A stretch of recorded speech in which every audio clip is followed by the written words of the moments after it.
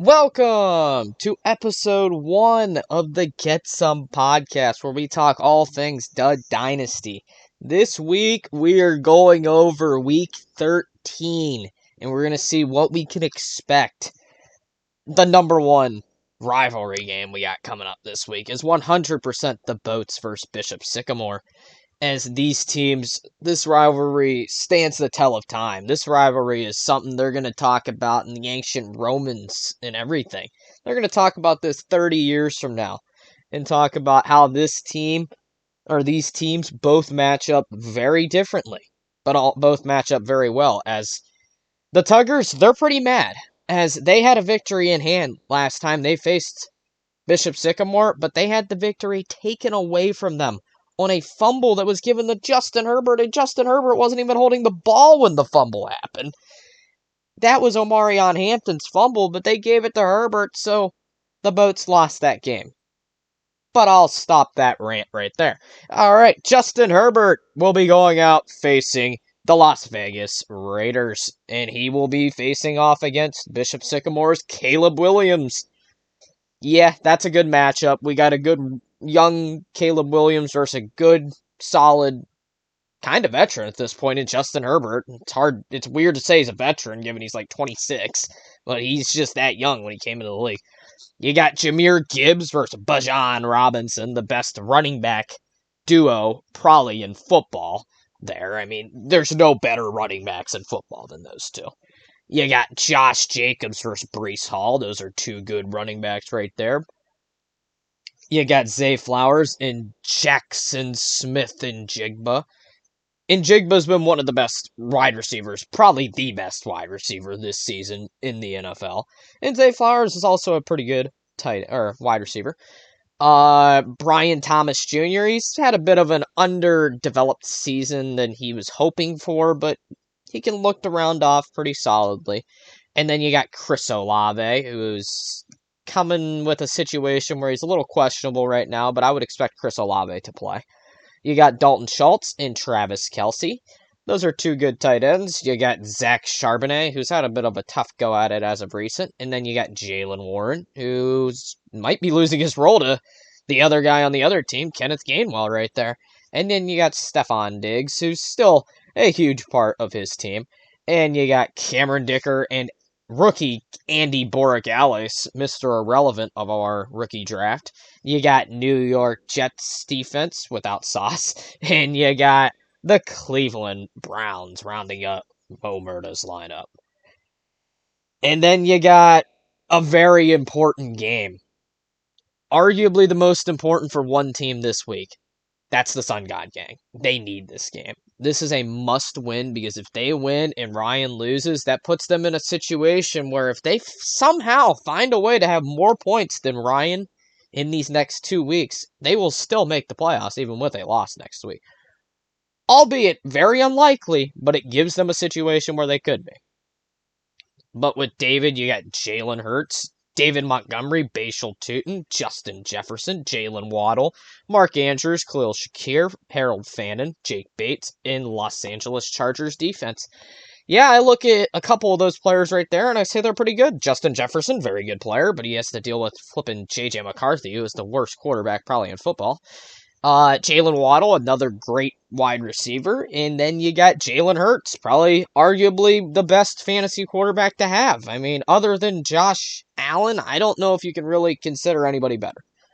And then you have a great team with the Sun God Gang here. They have Dak Prescott, who they recently added. They have Ashton Genty, the number 2 pick in our rookie draft. You have Kyron Williams, Amon-Ra St. Brown, Jameson Williams, Jawan Johnson, Quinshon Judkins. Currently, they have Alvin Kamara in there. I would expect Cortland Sutton to be in there by the end of the day. You got Jake Elliott in Baltimore's defense. You got a lot of options here. And the thing I look at with this team is running backs. You got Genty, Kyron Williams, and Quinshon Judkins. Those are 3 bell cow running backs. If they get their games going, they are a very hard team to beat. You are going to have a hard time beating them. Another game I look at is Steel Curtain versus Steamboat Penix. this isn't a must-win for either side, but it's Steamboat. They get their win, they make the playoffs, and they don't even have to worry about Week 14, which is what I think they're hoping for. You got Mahomes, Etienne, Swift, Rice, Adams, McBride, Warren, Wandale, Aubrey in Seattle going for the Steel Curtain, which is honestly just an insane lineup. We did not expect them to pull off this insane lineup with all the injuries and every bad thing they have had going for them this season, but they have found a way to be 6-6 and find themselves in a situation where they control their own destiny to make the playoffs, which, hey, you didn't expect that, so you got to be happier there. As far as Steamboats, they got Jacoby Brissett just because Penix's leg's dead. You got Saquon, Bucky. Good to see Bucky finally back. You got Puka, George Pickens. I mean, find a better wide receiver duo in this league. I don't think you can. You got George Kittle, DK Metcalf. Greg Dortch is a little interesting. Not sure I'd be starting him. Cairo Santos in Jacksonville. Although Dortch did have a very good week last week against me, so why am I saying anything? I shouldn't be the one talking there. I mean, as far as other options, I mean, I'd probably lean Tez, but in all honesty, I don't see a problem with him starting Dortch over Tez, to be honest. And then another situation, you got Tank for Love versus Phil. I'll just go through their lineup a little bit quickly. I mean, obviously they're tanking for Love and Phil. This is a win he wants. Phil gets this win, it makes it a very likely situation that he will find his way into the playoffs. Another game you got to look at is Allegheny Enzo versus Taco Bell God. I mean, either one of these teams. I mean, both of them are pretty much just hunting for draft spot at this point. I mean, Allegheny Enzo could still make the playoffs, but it's a long shot. He needs David to beat Roman, which that's not happening probably, and he needs Ryan to lose too, which that could happen, but man, he needs a lot to go his way, and he also needs a lot of these bum players to play good, which they found ways to do it sometimes. I mean, Sean Tucker's had some big games. Emmanuel Wilson had an insane game, I think, last week. I'm pretty sure he had like 28 points. Yeah, he had 26 points. Oh my. Yeah, it was a good situation for him there, but yeah, I just don't know if we're going to see this again. We'll see. And then we got the game of the week. Joe Burrow's home. Joe Burrow is back. That is what Andy is happy about. Andy is thankful this Thanksgiving to get Joe Burrow back. That is what he is thankful for. As far as Turd Ferguson, he's got Bo Nix on the other side. Turds also have Cook and Taylor. One of the best RB duos in the league, but yeah, Andy's got something better. CMC and Devon Achane. How do you build a better RB duo than that? It is very hard. You got Nico Collins and A.J. Brown. A.J. Brown recently added. You got to respect it. He went out there and added it deadline, and Chris... If Chris finds a way to win this championship this year, A.J. Brown, I look for to be one of the reasons why. He added at the deadline, and it got him a very good piece. You got number one pick, Emeka Egbuka, and Christian Watson as the main wide receivers for Andy. At tight end, you got Jake Ferguson and Mason Taylor, some solid players right there. You got R.J. Harvey and Devontae Smith at the flexes for each of the others. And then you got Jennings at the flex for Chris, a recent add.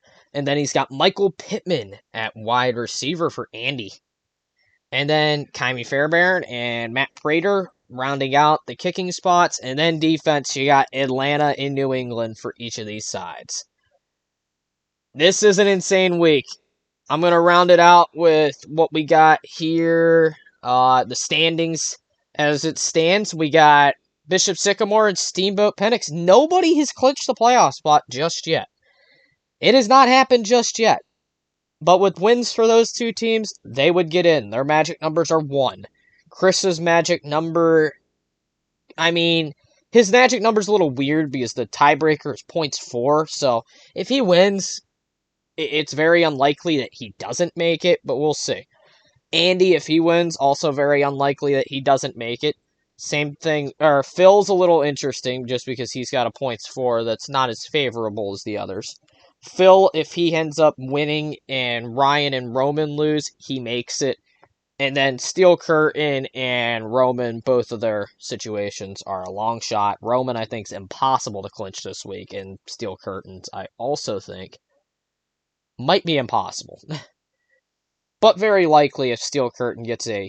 If Steel Curtain scores like 30 more points than the Sun God Gang, next week's game's not going to matter. I'm pretty much just going to say that. But he won't be officially clinched, and that's what matters. But that is what we got for this week in the Dead Dynasty. We can look at the waiver claims real quick. We got Jaleel McLaughlin heading over to Eric. We got Andy getting Kirk Cousins. We got DW4 Masseuse picking up Devon Vile and Samaje Perine.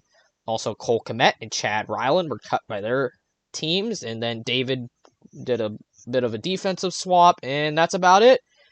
As far as that, we also had expansion. Expansion is coming. It was voted 11-1. We are getting expansion. This is huge.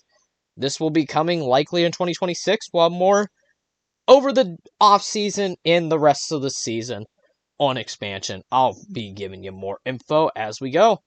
But that is all for this week in Dud Dynasty. This was Getsum. Goodbye.